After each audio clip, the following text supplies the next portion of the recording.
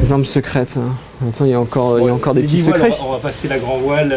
Grand voile, J1, J2, J3. Donc moi, j'avais pas de code 0. Ouais. Et en fait, j'avais carrément orienté plutôt la stratégie sur le portant dans le vent fort. Parce qu'en fait, j'avais 2 Genac de caplage. Ouais. Ça, je pense que je suis seul à avoir ça. Et puis cette trinquette de portant, enfin, la MDTK, donc qui est aussi... Michel Desjoyaux trinquette. C'est ça. J'avais du coup 3 voiles de caplage pour du portant dans du vent fort, un grand Genac et un grand spi. La MDTK, c'est une voile qui est très proche du J2, qui est juste un peu plus orientée pour le vent, un peu plus solide, avec un point d'écoute un peu plus haut. L'idée, et c'était la même philosophie sur le Vendée de Mich, c'est au-delà de pouvoir aller vite dans le sud, parce que cette voile est un petit peu plus optimisée qu'un J2, ça te permet surtout d'envoyer du lourd avec cette voile et de ne pas abîmer ton J2. Et du coup, dans les mers du sud, moi, mon J2, je l'ai roulé à Sainte-Hélène, et je l'ai déroulé après le Cap Horn. Et pendant tout ce temps-là, j'ai jamais utilisé mon J2. Et je suis arrivé au Cap Horn avec une voile qui était propre. Et par contre, du Cap Horn jusqu'au sable, la voile qu'on utilise 60% du temps, c'est le J2. Et si jamais tu as un problème de J2 au Cap Horn, à la remontée de l'Atlantique, tu n'es plus compétitif, tu peux plus rien faire, quoi. Voilà, et donc la philosophie de cette voile, au-delà en effet d'avoir une voile qui est bien pour les mers du sud quand ça va vite, etc., c'est surtout, je pense, d'économiser le J2. Et aujourd'hui, je suis incapable de dire qu'est-ce qui a été le plus intéressant.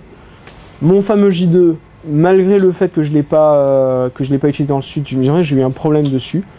Après le Cap Horn, justement, il s'est déchiré. Alors aujourd'hui, je suis pas capable de savoir pourquoi il s'est déchiré, comment, etc. Toujours est-il que je l'ai été obligé de le réparer dans la petite dorsale qu'on a eu, le petit anticyclone qu'on a eu juste après les Malouines. Mais je peux dire que j'étais comme ça, parce que je venais de réparer mon J2, qui avait quand même une petite entaille sur la chute. Et je savais que les 3 prochaines semaines, ça se passait sous J2, quoi. Et que si jamais mon entaille dans la chute, dans le près, dans 25 nœuds, ça s'ouvrait, je pouvais plus faire grand-chose. Quelle longueur? Ouais, non, c'est... 30 cm. Ouais. Que tu as recousu, tu as collé? J'ai des patchs cubaines, j'ai collé ça, patchs cubaines. Et toute la remontée de l'Atlantique, je peux dire que je le regardais, il était souvent, je le réglais bien parce que je voulais pas qu'il batte celui-là, quoi, et je voulais pas que ça se casse. Je sais pas ce qui se serait passé si j'avais utilisé toutes les mers du sud, peut-être que j'aurais pas eu ce problème parce que je suis pas capable de comprendre pourquoi ça s'est déchiré et comment, donc ça reste un truc assez énigmatique, mais c'est probable que j'aurais eu peut-être ce problème un peu plus tôt si c'était dans les mers du sud et là j'aurais été emmerdé. Ouais. Pour le reste, les voiles impeccables? Ouais, impeccable. J'ai eu aucun souci, il y a des petits ragages sur la GV parce qu'à un moment donné ça raille, mais du monde. Et pareil, ça m'inquiétait un peu parce qu'au Cap Horn, quand je vais raguer un peu, j'ai dit faut que ça tienne. Je me suis inquiété 5 minutes et puis à un moment donné tu surveilles et puis tu vois que ça tient et je pense que toutes les voiles elles seraient capables de refaire un tour du monde, ça n'avait pas de problème. Voilà. Et alors quand tu as fait ce record des 545 000, ouais, j'étais sous MDTK, ouais. Armel m'a envoyé un mail à la fin.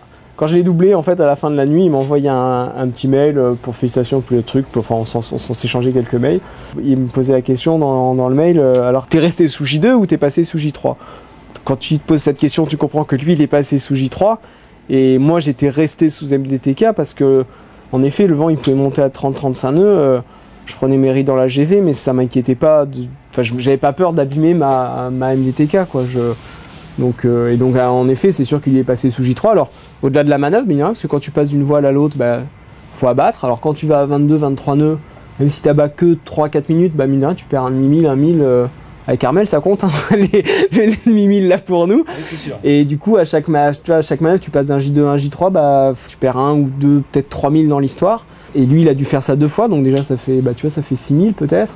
Puis après, c'est sûr que c'était une voile avec un point d'écoute un peu haut qui permettait d'être bien réglé quand ça allait vite, quoi. T'as un petit tableau avec un code couleur pour pas trop... Ça c'est marrant parce que ça avait été mis en début de saison 2011. Et puis quand on est arrivé sur le Vendée, je faisais pas mal d'interviews ici au départ. Parce que c'est l'endroit qui était le plus tranquille. C'est de l'intox. Et à un moment, je me suis dit, merde, faut pas qu'il voit les voiles. Et puis en fait, je me suis rendu compte, non, c'est pas... Ça, c'est le jeu de voile qu'on avait sur le warm-up en début d'année, c'est pas celui qu'on avait sur le Vendée. Donc je me suis dit, je peux le laisser, c'est pas grave. Un peu, ouais. Très bien. Et t'as répondu au mail d'Armel?